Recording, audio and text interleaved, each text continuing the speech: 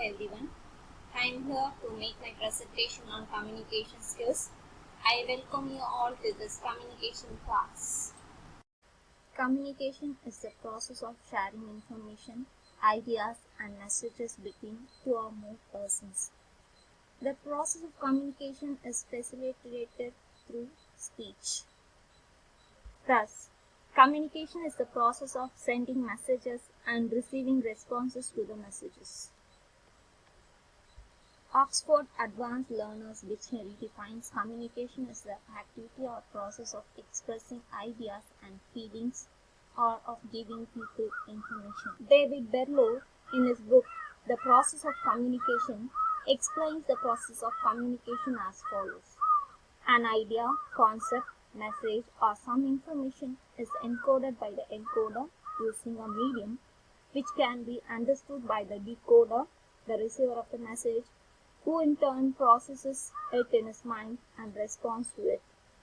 If the decoder understands the message completely, then communication is said to be 100%. Communication can be of two types: informal communication and formal communication. Informal communication is a personal conversation that draws on the personal relationships between the encoder and the decoder.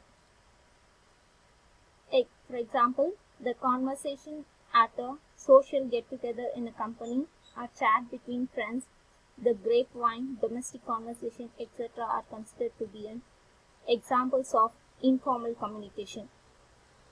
Formal communication is one that is used for routine business and managerial functions that involve planning and decision making.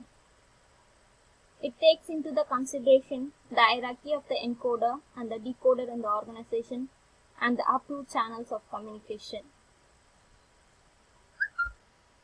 Communication can happen using many different forms or modes, the most common being the verbal mode. Another mode is non-verbal mode and includes visual communication. So, there are two modes or two forms of communication: verbal communication and non-verbal communication. Verbal communication includes oral and written modes of communication. The oral mode deals with why we speak, what we speak, and how we speak in different contexts. Written communication is used for memos, emails, reports, SMS, which can reach many people quickly. Good oral and written communication forms are essential for conducting effective business. Spoken communication is a dynamic communication, which means an interaction between two persons. Only two communicators play a primary role in spoken communication, although many more may be present there. Such person-to-person communication is the commonest form of speech communications. Spoken communication, being a part of communication through sound, is usually used for speeches, dictations, conversations, discussions, giving direction, placing orders, making requests, counseling, telephonic conversation, and the like. Interviews and group discussion make use of speaking skills, whereupon the written communication is a physical record of information, messages, inquiries, and directions.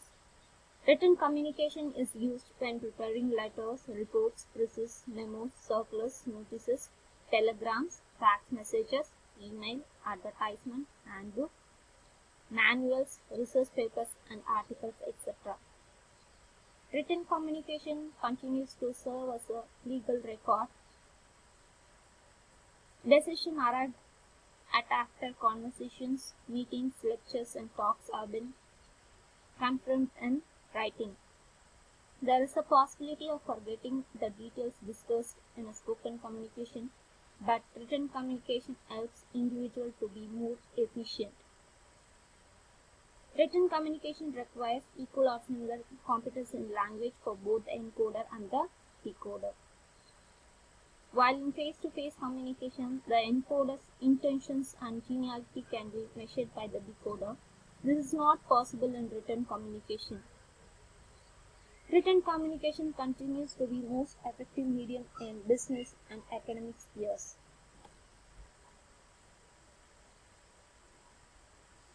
Nonverbal communication.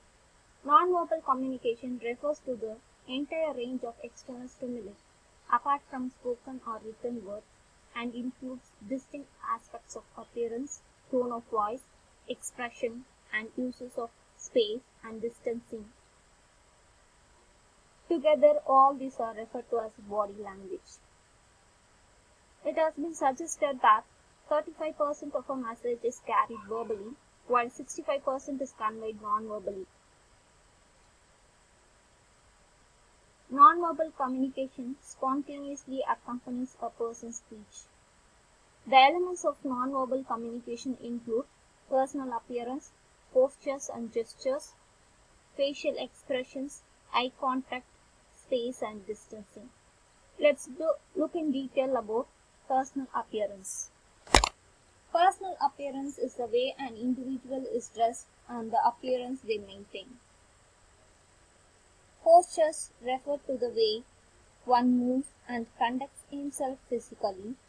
The manner of sitting, standing, and walking reveals an individual's personality.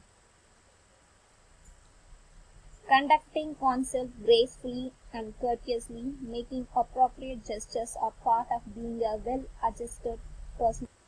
Almost all oral communications are accompanied by gestures such as shrugging of the shoulders, movement of the head, eyebrows, lips, eyes, etc.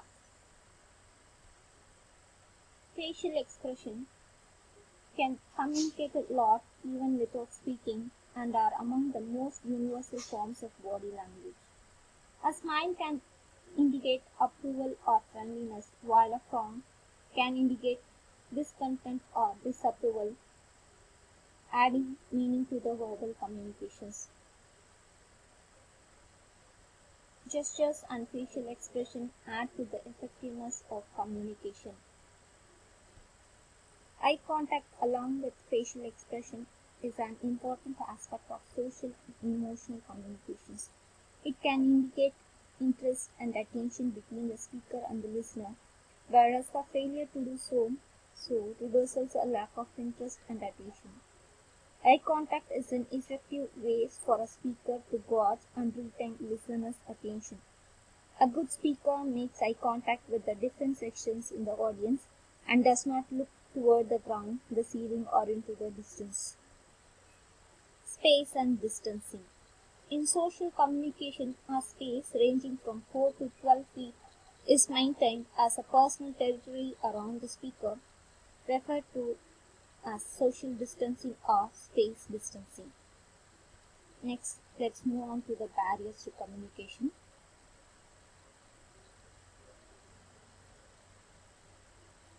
There can be many barriers between the sender and the receiver that create misinterpretation of messages and a breakdown in communication. When this happens, both personal relationship and business efficiency are hampered. The major barriers to communication are perception, language, syntax, cultural differences, personal traits, external disturbances. Let's look in detail about the barriers to communication. First, perception.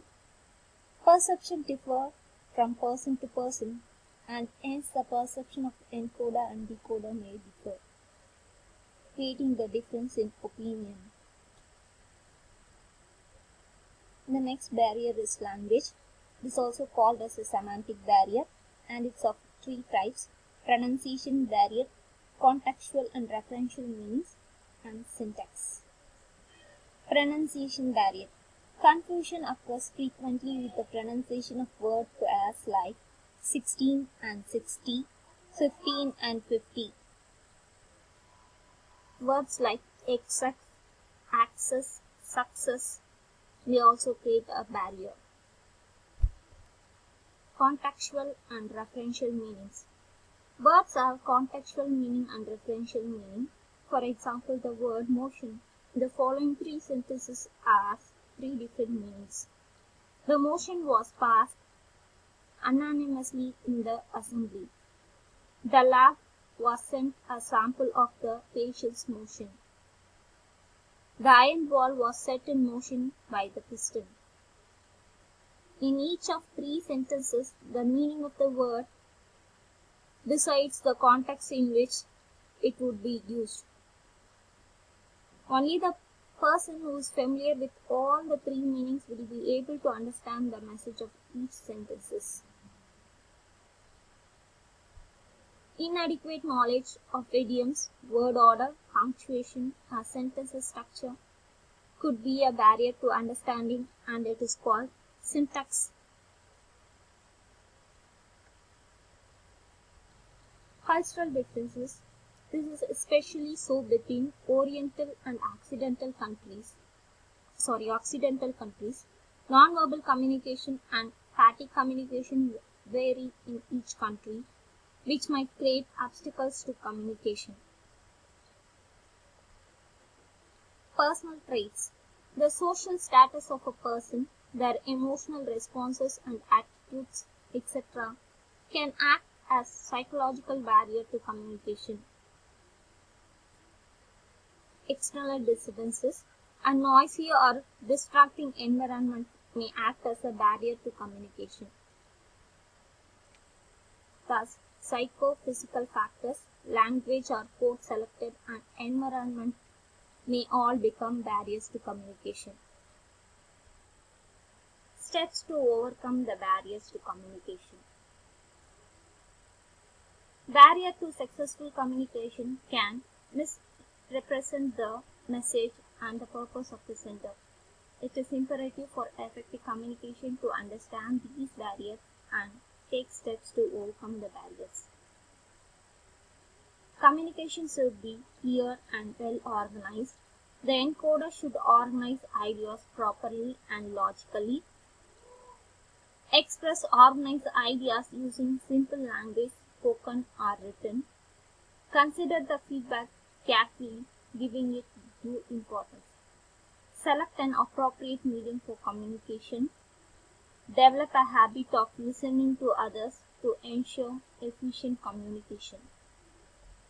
Thank you.